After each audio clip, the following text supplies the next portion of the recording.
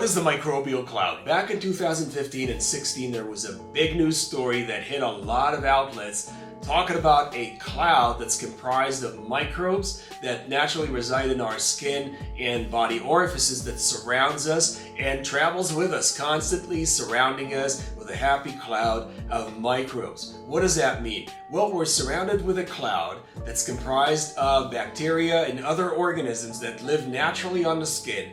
These organisms can detach from the skin, come out of body orifices, and join this network of organisms that are floating around us. What does that mean? That cloud is seeding our environment, meaning we're depositing microbes onto our environment, meaning inanimate surfaces we touch, people we interact with, pets we interact with, the clothes we wear, and these are all covered with the microbial cloud, interacting with the microbial cloud. So this cloud is virtually impossible to get away from.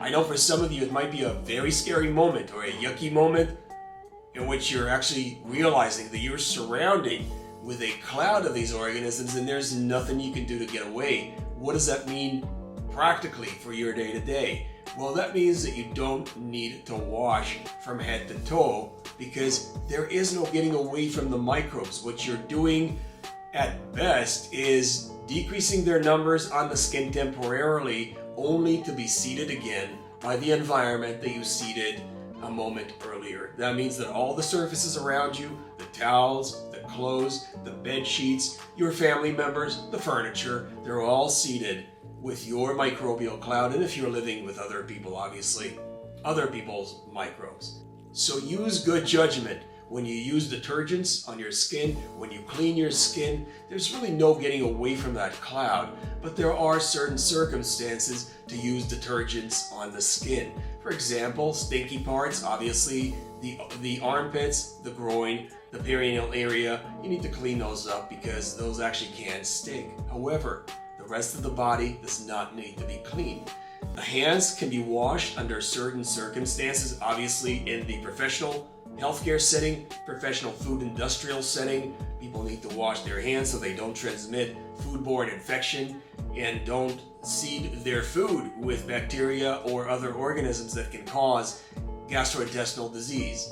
As far as working at home, take it easier on the hands. You certainly don't need to wash your hands at any given moment, but if you touch some contaminated food, if you've worked with food that you think is contaminated, or you've touched any other surface that you think is contaminated with something you do not normally come in contact with, then it's time to wash your hands gently. Don't use antibacterial soap.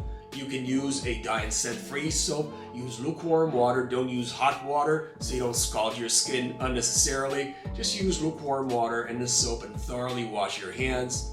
Pat your skin dry. Again, no getting away from the microbial cloud by rubbing your skin dry. So pat your skin dry so you don't irritate the skin, so you don't compromise the integrity of the skin. And use a moisturizer if your hands are exceptionally dry. So that's it for the microbial cloud. No getting away from it. You're seeding your entire environment with it. Your loved ones, your pets, everybody is basically surrounded in those clouds. So take it easy on the washing and the cleansing. I hope you enjoyed this video and got some benefit from it. If you did, please hit the like and subscribe button. Thanks again for watching, and God bless. Ryan Little.